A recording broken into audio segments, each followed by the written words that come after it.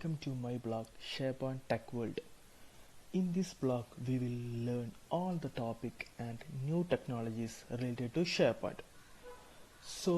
This is my first blog and here we will learn introduction to SharePoint Online with REST API. If you like my training, please support so that will be an inspiration for me to do more topics. Also please let me know your valuable feedback. So we will start our section like SharePoint Online with REST API. So in this tutorial we will discuss on REST API in SharePoint. So the REST stands for Representational State Transfer. So if you go to the history of REST API in SharePoint, first introduced REST API in SharePoint 2010 and the location is _VTI bin list.svc. Later in SharePoint 2013, RESTful operation added to VTI bin client.svc. So for the VTI bin client.svc, we will add the alias as _API. So we will get the response in atom or JSON format. So if you go to the any SharePoint 2013 URL, you can see that all the URL written in the alias _API. So here I written a sample URL. So what actually we are doing, like here I am just getting all the items in a list employee.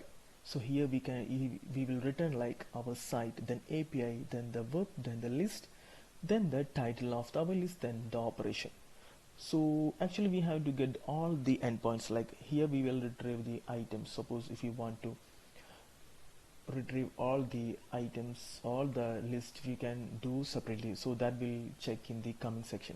So if we go to the architecture of SharePoint REST service, like the client.svc web service in SharePoint handle the HTTP request. So here the client SVC will handle the HTTP request and serve the response in JSON or atom format. So actually JSON is like JavaScript object notation. So we can perform the basic create, read, update, delete operation by using the REST interface. So one advantage of the REST is that actually we don't have to add any reference to any SharePoint library or client assemblies to work the REST service. So developer can interact remotely with SharePoint data by using any technology that support REST web service.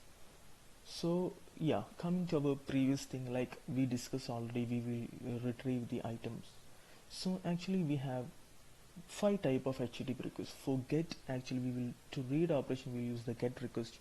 For create we will use the post request. For update we will use put or merge. Actually this one we will define based on the operation, so that we will discuss on our upcoming blogs. For delete we will use the delete request.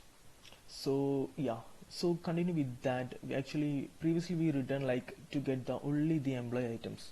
So now if you want to retrieve the title, we will give like our API with the verb/title. Suppose if you want to retrieve all the list, we will give the list.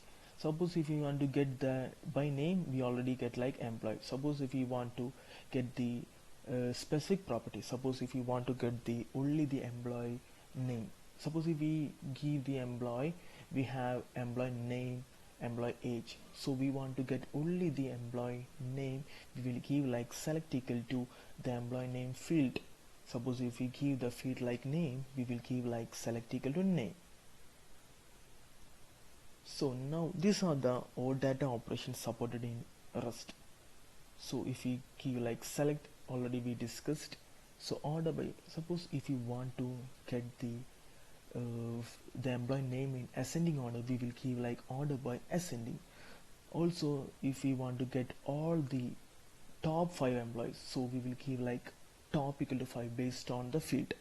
Suppose if you want to filter, suppose if I want to get only the SharePoint, suppose if the employee name is something like any name, if we give like John or something, suppose if you want to get only the John, we will give like filter name equal to John, so we will get the all the name with John.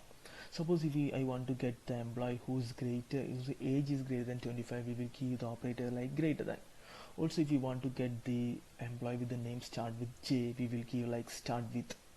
So same operation. Or suppose if we want to get the lookup field, we will use the expand operator. So we will learn all this section in detail on upcoming videos. So this is just a basic